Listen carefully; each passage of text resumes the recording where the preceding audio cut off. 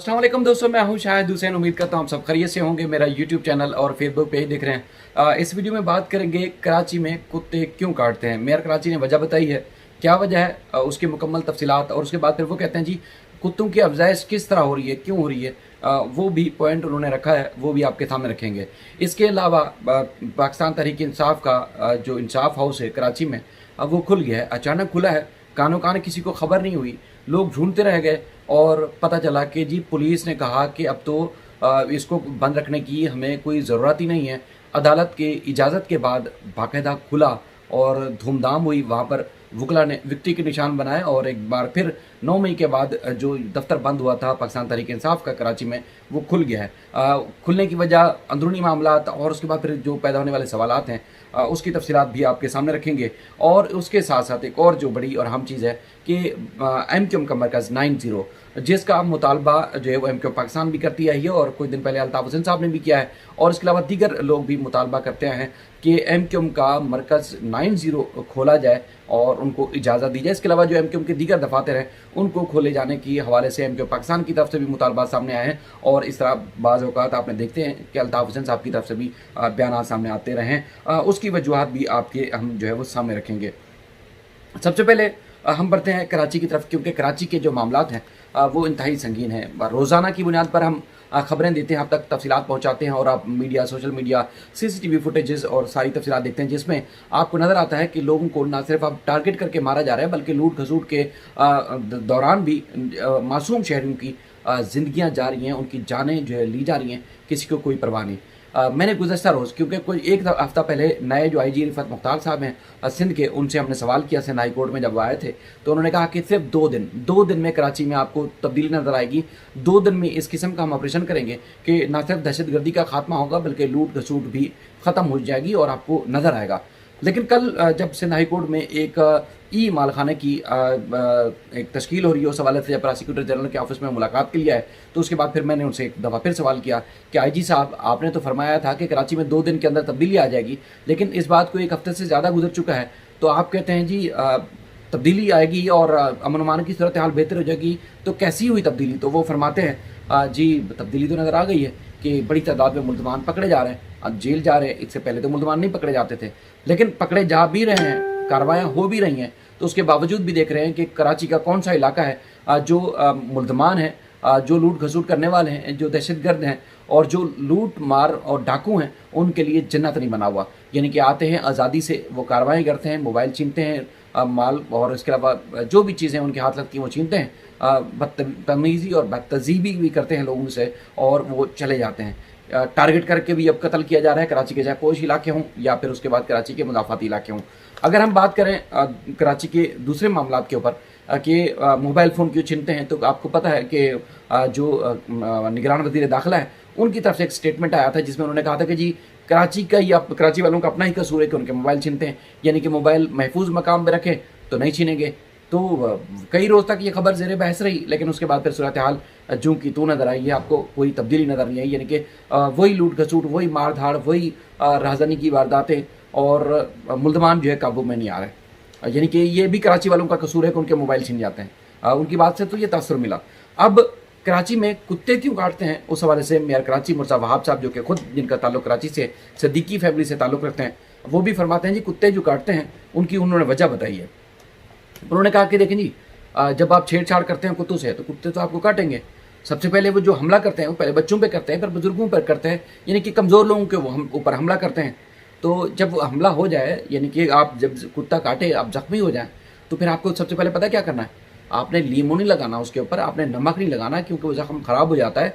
Mayor Karachi साहब फरमाते हैं कि आपने एंटी रेबीज़ जो वैक्सीन है वो लगानी है, लेकिन उसका ये नहीं बताया कि कौन से हॉस्पिटल में बासानी दस्तयाब है, क्योंकि कराची में आए रोज़ ये लोग शिकायतें करते नजर आते हैं कि एंटी रेबीज़ जो वैक्सीन है वो किसी भी इलाके में नहीं मिल रही। उनको महंगे दामों या तो ख़रीदनी पड़ती हैं, या तो फिर इसी तरह लीमू और नमक रगड़ कर उनको जो है अपने ज़ख़म जो है वो उनको उनका इलाज करना पड़ता है। वो कहते हैं जी एक और चीज़ है, कुत्तों की अफजाइश पता क्यों हो रही है? क्योंकि लोग जगह जगह खाने पीने की चीज़ें फेंक देते हैं, जिसकी वजह से कुत्ते जमा होते हैं और उसके बाद फिर उनकी अफजाइश होती है। ये मेयर कराची साहब मुर्सा वहाब साहब का जो है कहना है कि आप जगह जगह चीज़ें जो है ना फेंका करें, तो इसलिए अफजाइश नहीं होगी। लेकिन फिर भी हम कोशिश कर रहे हैं कि जिस तरह कुत्तों की अफजाइश हो रही है उसको रोका जाए, उनको रोकने की हम कोशिश भी कर रहे हैं। मुख्तलिफ जो तरीक़ाकार है उस पर अमल दरामद भी किया जा रहा है। हम थोड़ा सा आगे बढ़ें कि एक तरफ आज एक खबर सामने आई, हमने दिन में चलाई, जिसमें पाकिस्तान तहरीक इंसाफ का जो इंसाफ हाउस है नर्सरी के ऊपर, शारा फैसल के ऊपर, उसको अदालत ने खोलने की इजाज़त दी।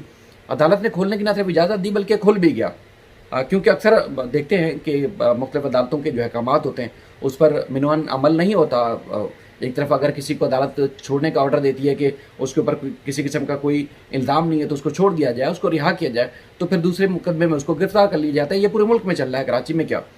लेकिन उसके बाद फिर अदालत का जब हुक्मनामा सामने आता है, जो उसकी तफसीलात सामने आई हैं, उसमें एक तो अदालत ने पुलिस को हुक्म दिया, पुलिस का जो जवाब था, पहले तो मैं आपको वो सुन के जो है तफसीलात उसकी आपके सामने रखता हूँ।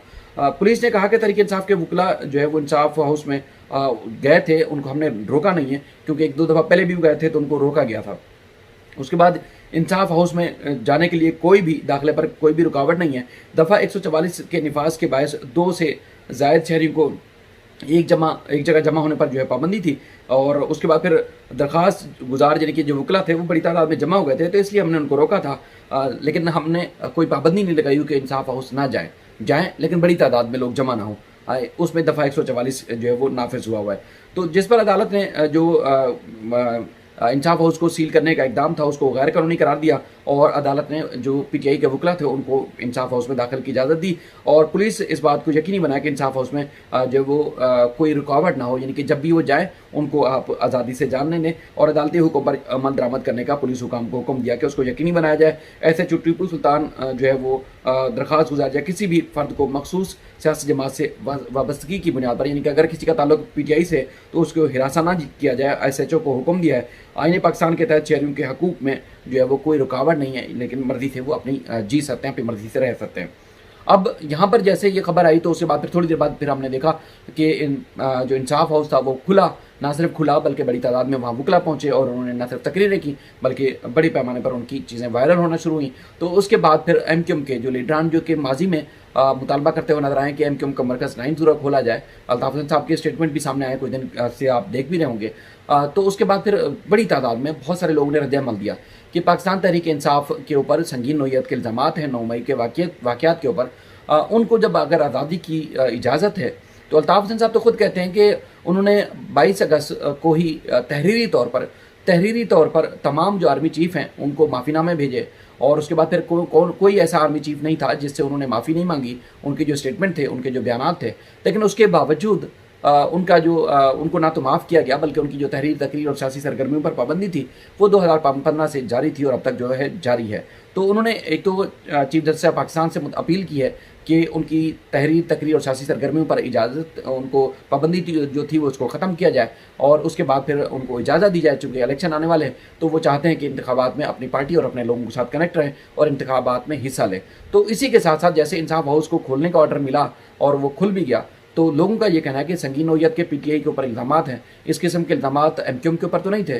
MQM पाकिस्तान के लोग भी मुतालबा करते रहे कि उनके मरकज़ 90 को खोला जाए, खुर्शीद बेगम मेमोरियल हॉल को खोला जाए, और उसके अलावा दीगर जो यूनिट और सेक्टर के जो ऑफिस है उनको खोला जाए। इस शर्त पे पाकिस्तान तहरीक इंसाफ की हुकूमत के साथ भी वो शामिल हुए थे, PDM में भी शामिल हुए थे, लेकिन आज तक वो उनके दफातर जो नहीं खोले गए। तो अब लोगों का ये अज खुद मुतालबा सामने आ रहा है सोशल मीडिया के ऊपर, इस खबर को वायरल करते हुए, उसको टैग करते हुए, उसको मेंशन करते हुए कि जब इंसाफ हाउस खुल सकता है तो फिर 90 क्यों नहीं खोला जा सकता। तो 90 को भी खोला जाए, ये लोगों की तरफ से मुतालबा सामने आ रहा है। अब देखते हैं कि इंसाफ हाउस कब तक खुला रहता है और उसके बाद फिर 90 किस तरह खुलता है। ये आप सब भी बेहतर तरीके से जानते हैं, और फैसला अदालतों ने करना है, और कानून नाफिज करने वाले इदारे किस तरह उस पर अमल दरामद करवाते हैं वो आने वाला वक्त तो बताएगा। बहरहाल ये मामला थे जो मैंने आपके सामने रखे। आप अपना ख्याल रखिएगा, और एक बार फिर मैं जाते जाते आपसे गुजारिश करूंगा कि अब तक आपने मेरा YouTube चैनल या फेसबुक पेज लाइक सब्सक्राइब नहीं किया तो लाजमी कीजिएगा, ताकि आने वाली वीडियोज़ आप तक बर वक्त पहुँच सकें। अपना ख्याल रखिएगा। अल्लाह हाफ़िज़।